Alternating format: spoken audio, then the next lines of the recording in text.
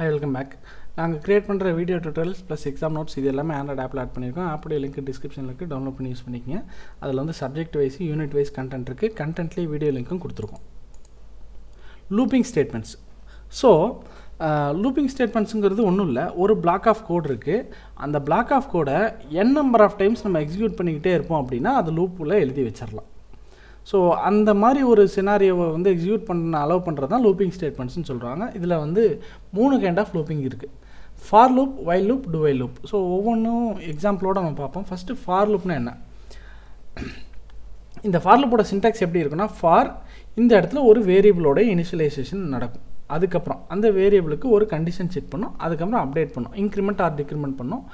இதுக்குள்ளே ஒரு பிளாக் இருக்குது, லூப் பாடி இருக்குது. இந்த லூப் பாடி தான் எக்ஸிக்யூட் ஆகிட்டே இருக்கும். ஸோ இது எப்படி எக்ஸிக்யூட் ஆகுதுன்னு பாருங்கள். ஒரு எக்ஸாம்பிளில் இஃப் ஃபார் இஃப் இல்லை, for int I equal to 1. So C ப்ரோக்ராமில் பார்த்தீங்கன்னா இந்த இடத்துல இன்ட்டு மேக்ஸிமம் யூஸ் பண்ண மாட்டாங்க, வெளியே இன்ட் I ஈக்குவல் டு 1 கொடுத்துருவாங்க. உள்ளுக்குள்ளே வந்து I ஈக்குவல் டு 1, ஐயோட வேல்யூ ஃபஸ்ட்டு 1ன்னு டிக்ளேர் பண்ணியாச்சு. அடுத்தது டிக்ளேர் பண்ணி முடித்தோடனே ஃபஸ்ட்டு என்ன ஆகும், கண்டிஷன் செக் பண்ணும். I less than or equal to 5 ட்ரூவாக இருந்துச்சுன்னா உடனே உள்ள பிளாக்குள்ளே போயிடும். இந்த I++ கிட்ட வரவே வராது.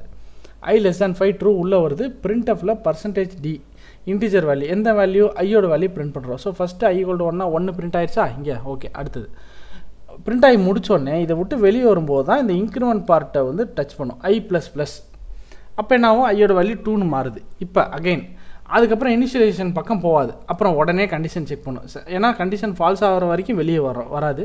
ஸோ ஐயோட வேல்யூ 2 ஆயிடுச்சு. 2 less than or equal to 5 ஆனால் 2 less than or equal to 5 தான் ட்ரூனோடனே மறுபடியும் பிரிண்ட் ஆகுது. 2 வேல்யூ பிரிண்ட் ஆயிடுச்சு இங்கே.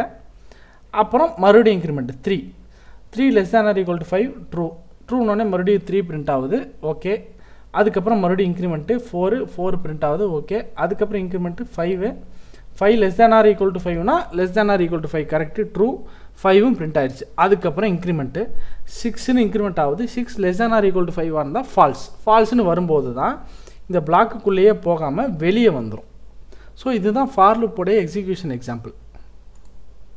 அடுத்தது வைல் லூப். வைல் லூப் வந்து இந்த இனிஷியலேஷன் டிக்ளரேஷன்லாம் இல்லை, டேரெக்டாக கண்டிஷன் மட்டும்தான். நம்ம இனிஷியலேஷன்லாம் மேலே யூஸ் பண்ணிக்கலாம். டேரெக்டாக வைல் கண்டிஷன் ட்ரூவாக இருந்தால் எக்ஸிக்யூட் ஆகிட்டே இருக்கும். அன்டில் கண்டிஷன் ஃபால்ஸ் ஆகிற வரைக்கும் எக்ஸிக்யூட் ஆகிட்டே இருக்கும். நம்ம உள்ளுக்குள்ளே ஒரு இன்க்ரிமெண்ட்டோ டிக்ரிமெண்ட்டோ உள்ளே போட்டு வச்சுருப்போம். Example I equal to 1, while I less than equal to 5. அதே எக்ஸாம்பிள் தான், ஆனால் வைல் லூப்பில் I less than or equal to 5 true உள்ளே வருது, பிரிண்ட் ஆகுது. I++, ஐயோட வேல்யூ 2ஆக மாறுது. மறுபடியும் கண்டிஷன் செக் பண்ணுது. 2 வந்து less than equal to 5 true, மறுபடியும் 2 பிரிண்ட் ஆகுது. மறுபடியும் இன்க்ரிமெண்ட் ஆகுது, 3 ஆகுது. 3 கண்டிஷன் ட்ரூ, 3 பிரிண்ட் ஆகுது. ஸோ அதே அவுட்புட் தான் நமக்கு இதுலேயும் வரும். அடுத்தது டூ வைல். டூ வைல்ங்கிறது வந்து என்னென்னா, ஃபஸ்ட்டு எடுத்தோன்னே கண்டிஷன் செக் பண்ணாது. ஃபஸ்ட்டு எடுத்தோடனே ஒரு தடவையாவது அந்த லூப்பை எக்ஸிக்யூட் பண்ணிடும்.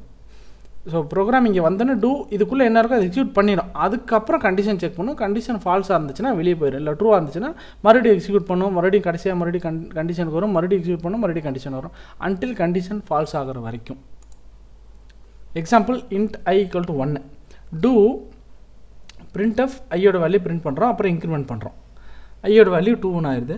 கண்டிஷன் ட்ரூவான்னு பார்த்தா ட்ரூ, மறுபடியும் அங்கிட்டு போகிறோம், 2 பிரிண்ட் ஆகுது. அப்புறம் 3க்கு இன்க்ரிமெண்ட் ஆகுது, கண்டிஷன் ட்ரூ, மறுபடியும் போகுது, 3 பிரிண்ட் ஆகுது. 4க்கு இன்க்ரிமெண்ட் ஆகுது, ட்ரூ. மறுபடியும் 4 பிரிண்ட் ஆகுது, 5க்கு இன்க்ரிமெண்ட் ஆகுது, ட்ரூ. அதுக்கப்புறம் 5 பிரிண்ட் ஆகுது, 6க்கு இன்க்ரிமெண்ட் ஆகுது. ஸோ இன்க்ரிமெண்ட் ஆனதுக்கப்புறம் 6 வருது. 6 less than equal to 5 falls, அப்புறம் வெளியே போயிடுது. ஸோ இதுதான் டூ வைல் லூப். ஸோ இந்த லூப்லேயே வந்து சில நேரங்களில் நம்ம தேவைங்கிற இடத்துல பிரேக் யூஸ் பண்ணிக்கலாம். இதுக்கு பேர் லூப் கண்ட்ரோல் ஸ்டேட்மெண்ட்ஸ்னு சொல்லுவாங்க.